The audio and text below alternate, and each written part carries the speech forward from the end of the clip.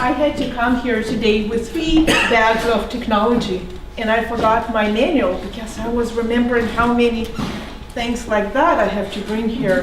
However, when my phone rang during Sandy's presentation, I felt that technology is not always good.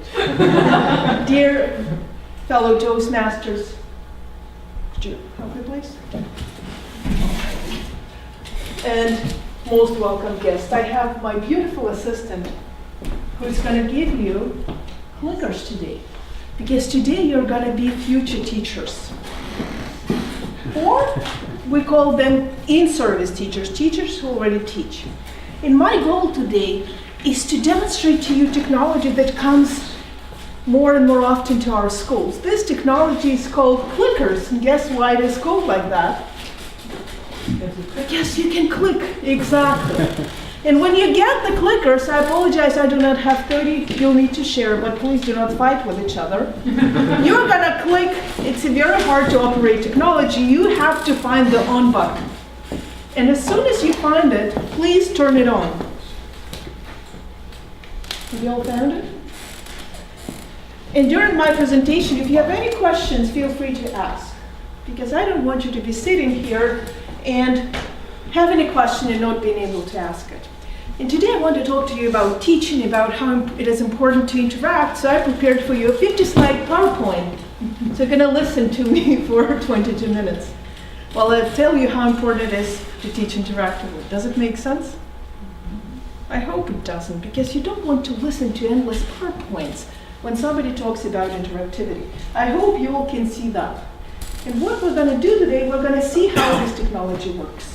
And it works in this way. I have a receiver here. Do you see that? It's a receiver that is connected to my computer. And I have a clicker, which is exactly like yours, but mine is cuter, it's blue. That's the only difference. And every clicker, if you look back, has a number. Do you see the number on your clickers? So if you were in a classroom, you can ask your students to register them so you know what student clicks what clicker if you want. And then as teachers, you can put questions inside your presentation. You can come with any questions you want, as long as they're multiple choice, and ask the students to answer them. Let's see how it works. But before I do that, the best thing for me is not to tell you how it works, but to demonstrate it. I have a question here, and I would like to know if we're all on the same page. Because a lot of students today were overwhelmed, teachers today think that we're overwhelmed by technology, and because somebody came up with a new gadget, I have to bring it to my class. And my point about technology, I apologize, thank you for showing me that I'm on the way. My point about technology is that it should change your teaching. I always ask teachers, what can this technology help you do that you could not have done before? If you cannot answer this question, it's not worth it.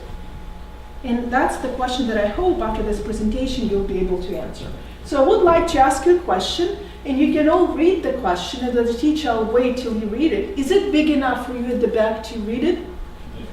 I apologize, I cannot enlarge it even. Yeah, it's S, we have to think how to make it a little bit higher, the stand, yeah? And the question is, why do we use technology? The first answer is because it helps students learn. The second is because it helps to address challenges we could not have addressed before. The third answer is it saves time, money, or resources, all are important. The next is it adds interactivity to your classroom. And the last one is all of the above. Now, could you please try and click? Somehow it doesn't work. It didn't start. It is a little bit small, but there is a start button. And we cannot see what's going on there. I'll show it to you. I'll lower it down.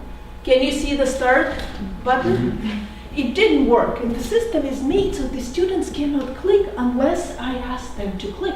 Because otherwise they'll be clicking right away. We don't need to know what the answer is. We can just click.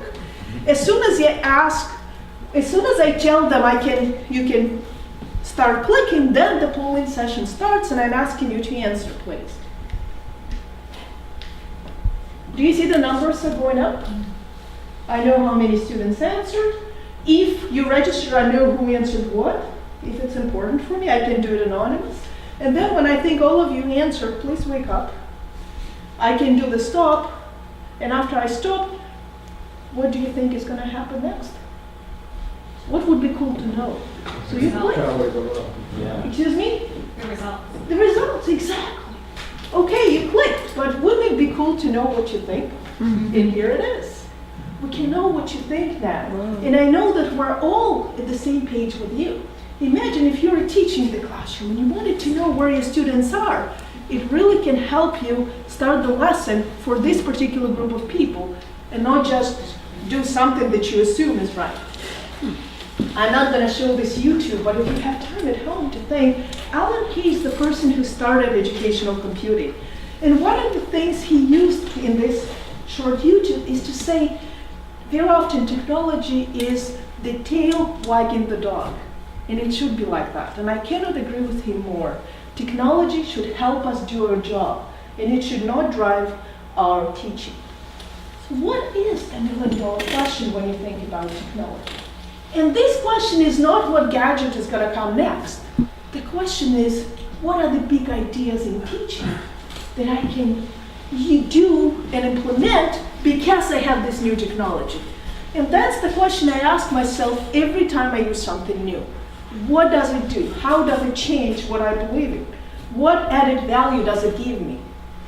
And thinking about it, I think about engagement.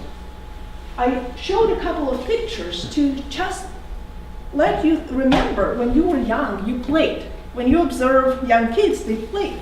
And then when you go into the classroom, especially a large classroom, you see most of the people are sleeping. Now they're more awake because they're text messaging. I know after paying for 3,000 messages by my kids a month, I know what they do. So when you think about it, how do I make my students more engaged? And when I'm thinking about it, why do I want to make them more engaged? Is it just because they're going to be moving, they're going to be doing better? I think they will. If I make them engaged, they will learn better. But a lot of teachers I talk to say, my students are already engaged. They're doing so well, I don't have a problem. So I want to ask you, how much do you think our students learn from our lecture-based classes? In other words, the class like now, if I just come and lecture you, how much will you get out of it? I want to ask you what you think, but I will do it the way I would ask in my classes. I would ask you to turn around to your neighbor and discuss it with the neighbor before clicking. Now you know you cannot just click. So I'll give you a little bit of time to discuss it with your neighbor, what would be the right answer in your view. And then we'll click, all right?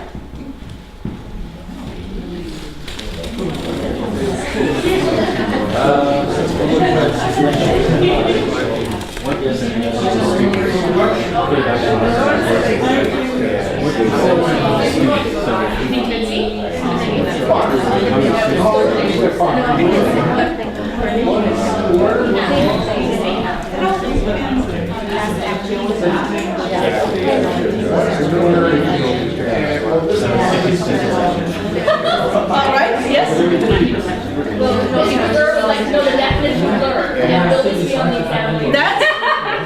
Excuse me, please, may you please listen for a moment? One of you asked me an excellent question, what does it mean learn? And it's a wonderful question a lot of people are grappling with.